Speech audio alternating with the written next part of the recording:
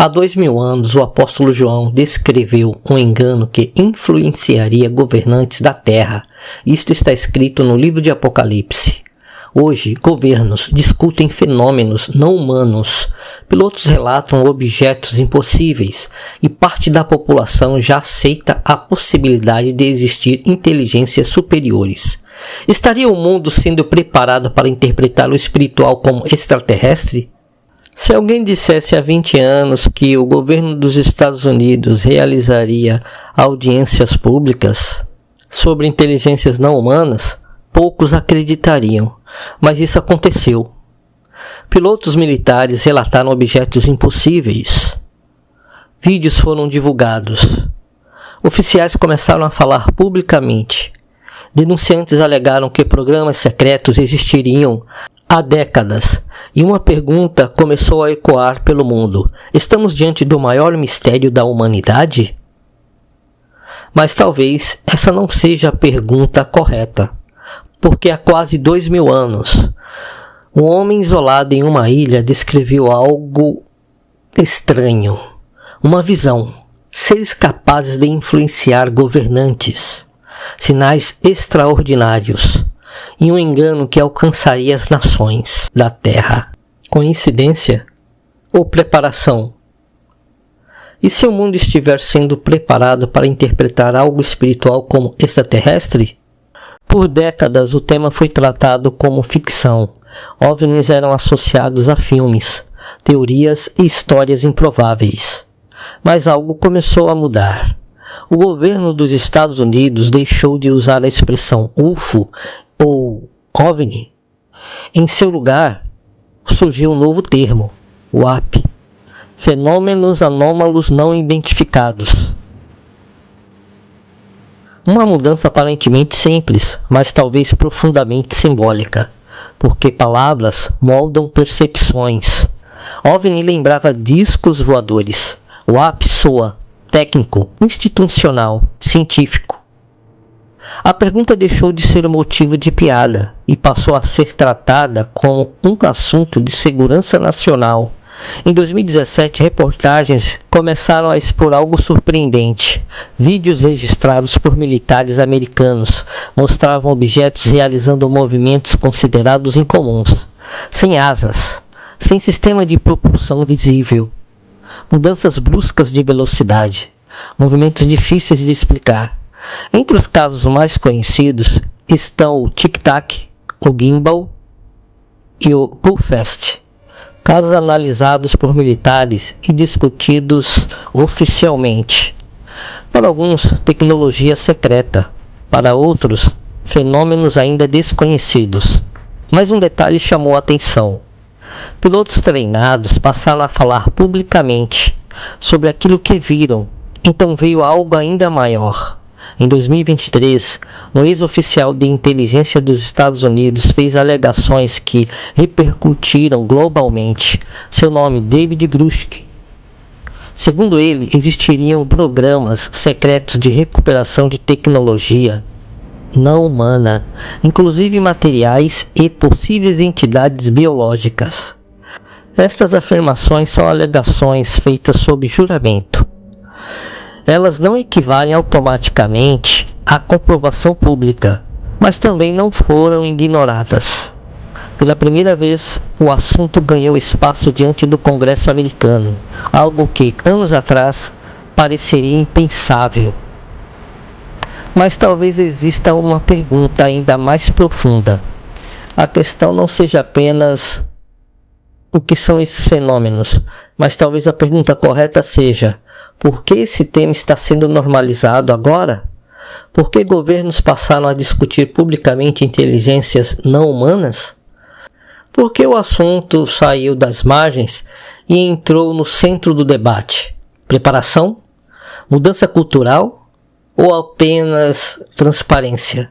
Independentemente da resposta, uma antiga profecia descreveu algo inquietante, uma influência espiritual sobre governantes, um engano global, sinais capazes de mover as nações da Terra. Voltemos a quase 2000 anos no tempo. Um homem isolado numa ilha, chamada Patmos. Seu nome João. perseguido por causa da sua fé. Foi ali que ele recebeu uma série de visões e acontecimentos futuros, visões intensas, simbólicas e por vezes difíceis de compreender, mas entre todas elas, uma passagem chama a atenção de forma especial, porque ela fala de algo que influenciaria governantes do mundo inteiro. João escreveu: então vi sair da boca do dragão, da boca da besta e da boca do falso profeta 3 espíritos imundos semelhantes a rãs, porque são espíritos de demônios, operadores de sinais, e se dirigem aos reis do mundo inteiro, com o fim de ajuntá-los para a peleja do grande dia do Deus Todo-Poderoso. Pense por um instante no peso dessa descrição. João fala de espíritos, sinais, influência sobre governantes e uma mobilização global.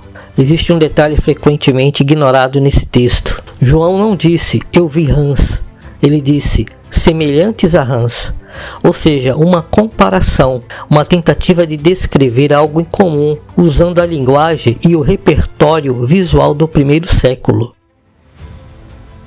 João estava vendo algo fora de sua realidade, algo que precisou comparar com aquilo que conhecia.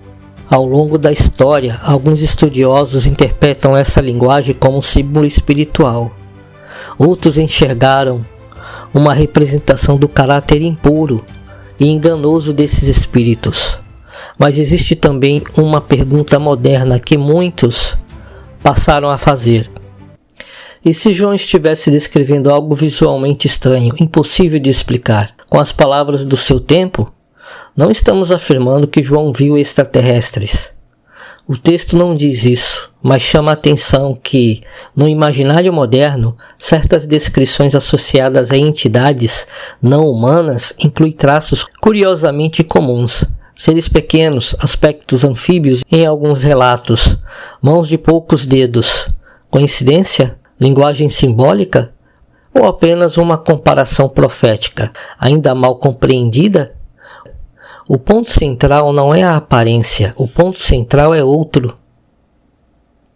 Esses seres operariam sinais, influenciariam governantes e conduziriam nações, mas aqui está talvez o detalhe mais impressionante da visão. João afirma que esses espíritos iriam aos reis da terra, governantes, lideranças, pessoas com poder de decisão, e fariam sinais. A palavra usada sugere acontecimentos extraordinários, algo capaz de convencer, persuadir, mobilizar. Agora pense como seria possível convencer líderes e populações inteiras a aceitarem uma narrativa global? Como unir governos diante de algo vindo dos céus? Será que antes seria necessário um preparo? Uma mudança cultural? Uma aceitação gradual da ideia de inteligências não humanas? Talvez seja cedo para afirmações definitivas, mas a pergunta permanece. Estaríamos vendo apenas coincidências ou o contorno inicial de um cenário profético? O mundo moderno criou uma linguagem para entidades não humanas, mas essa narrativa pode estar preparando uma interpretação para algo maior? Nos últimos anos, uma expressão começou a aparecer com cada vez mais frequência: inteligência não humana. Não apenas em fóruns da internet, mas em audiências públicas, declarações de oficiais, discussões no Congresso americano. O tema deixou de ser apenas uma conversa marginal, passou a ocupar espaços institucionais. Alguns denunciantes passaram a afirmar que governos estudariam tecnologias de origem desconhecida. Outros foram além, sugerindo a existência de entidades biológicas não humanas. Mas aqui é importante separar, cuidadosamente. Existe aquilo que foi oficialmente documentado, existe aquilo que foi alegado sob juramento, e existe aquilo que ainda permanece como hipótese. Ainda assim, algo mudou. O mundo começou a considerar seriamente a possibilidade de inteligência além da humanidade.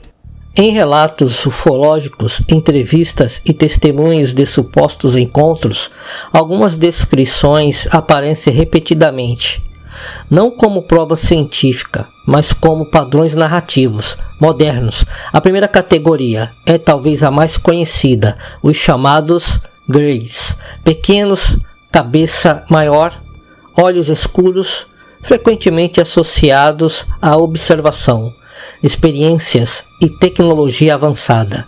Depois surgem os chamados nórdicos, descritos como altos, semelhantes aos humanos, aparência considerada amigável. Em certos relatos há também os chamados reptilianos, frequentemente ligados em algumas narrativas à influência, domínio e estruturas de poder. E uma quarta categoria frequentemente citada, os insetoides, humantes, descritos como extremamente inteligentes, de aparência incomum.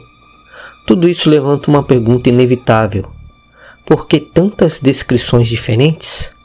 Fenômeno psicológico, construção cultural, mistificação, ou diferentes formas de algo que o ser humano ainda não compreende completamente?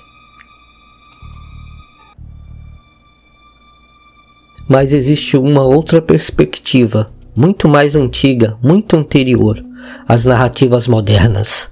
A Bíblia fala sobre uma realidade invisível, seres espirituais, influências, poderes.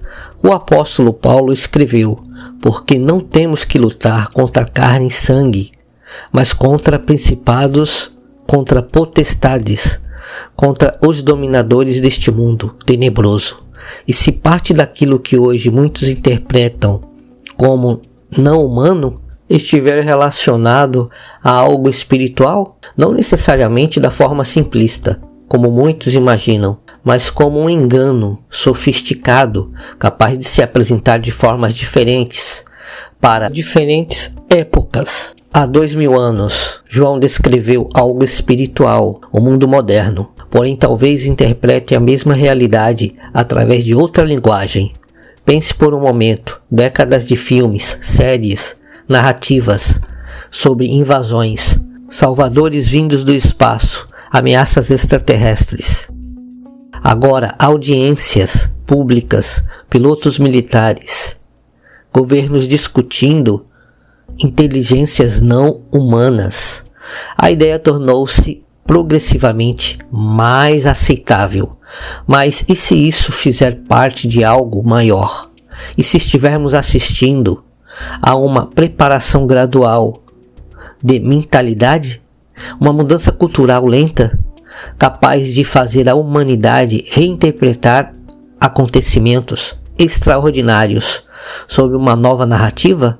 Porque João viu algo espiritual, mas o mundo do futuro talvez tente explicá-lo de outra maneira, talvez tecnológica, talvez extraterrestre, talvez como uma ameaça vindo dos céus. Mas essa pergunta ainda nos leva a outra passagem. Jesus também falou sobre sinais no céu. Séculos antes de qualquer debate moderno sobre o ápice, século antes de governos falarem sobre inteligências não humanas, Jesus já havia falado sobre algo extraordinário, algo que aconteceria próximo do fim. Ao ser questionado sobre os sinais de sua volta e do fim dos tempos, ele respondeu com palavras intrigantes.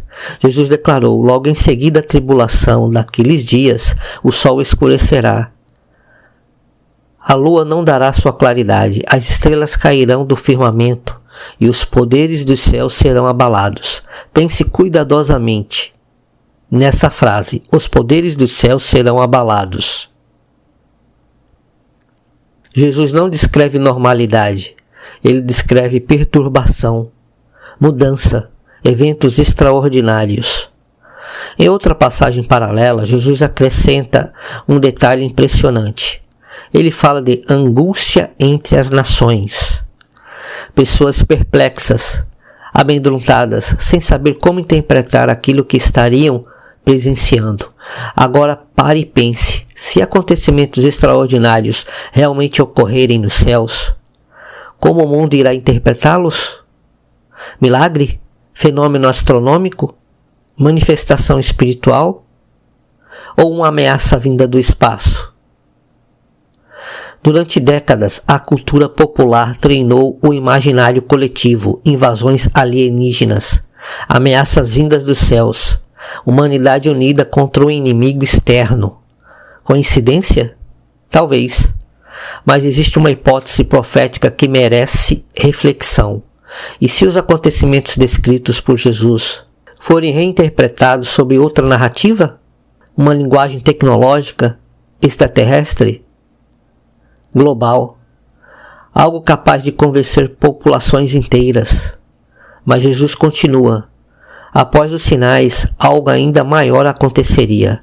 Ele disse: então aparecerá no céu o sinal do Filho do Homem. Pense nisso, algo visível, algo global, algo impossível de ignorar. O sinal do Filho do Homem. Agora surge uma pergunta inevitável. Se o mundo rejeitar o verdadeiro Messias, como governantes convenceriam as nações a reagirem contra aquele que vem do céu? Talvez João já tenha dado a resposta. Apocalipse 19. A guerra contra aquele que vem do céu. Talvez a questão não seja apenas o que está vindo, mas se estaremos espiritualmente preparados para discernir. Vamos olhar novamente para tudo o que vimos. Governos falando sobre o ápice, pilotos militares relatando fenômenos incomuns, audiências públicas, a possibilidade de inteligências não humanas sendo discutida seriamente. Ao mesmo tempo, João descreve espíritos capazes de operar sinais, influenciar governantes e reunir os reis da terra. Jesus alertando sobre sinais nos céus, poderes celestiais abalados, nações perplexas, e então uma mobilização global contra aquele que vem do céu. Tudo isso pode ser coincidência? Creio que não. Pode existir outra explicação? Certamente. Mas também existe uma pergunta legítima. E se estivermos assistindo aos contornos iniciais de algo muito maior? Precisamos de equilíbrio. Não estou afirmando que João viu extraterrestres. O texto bíblico não diz isso. Também não está afirmando que todo fenômeno inexplicável seja espiritual, nem que todo relato moderno seja verdadeiro. Mas existe algo que a Bíblia deixa claro. O fim envolveria engano, sinais, persuasão e uma influência capaz de alcançar governantes e multidões. Por isso a pergunta central deste documentário não é: existem alienígenas? A pergunta correta é: como o mundo interpretará os acontecimentos extraordinários dos últimos dias? Jesus deixou um alerta: vigiai, porque o perigo do fim não seria apenas destruição, mas engano, confusão, falsas interpretações, narrativas convincentes. Talvez o maior desafio dos últimos dias não seja sobreviver aos acontecimentos, mas discerni-los, entender o que realmente está acontecendo, sem medo, sem histeria, mas também sem ingenuidade. Talvez estejamos diante apenas de coincidências, talvez de um novo paradigma científico, ou talvez de algo que a Bíblia já havia antecipado há quase 2000 anos. A verdade é que o mundo está mudando, a linguagem está mudando, as narrativas estão mudando, mas uma pergunta permanece: se um dia algo extraordinário acontecer nos céus, você saberá discernir? Porque João escreveu, Jesus alertou, e a profecia continua apontando para um desfecho, não para medo, mas para vigilância, porque acima de qualquer sinal, a esperança do cristão não está no desconhecido, está na volta do Rei. O tempo pode estar mais próximo do que muitos imaginam. Gostou desse vídeo? Deixe seu like e se inscreva no canal e marque o sininho para receber notificação de outros estudos como este. E que o Altíssimo te abençoe.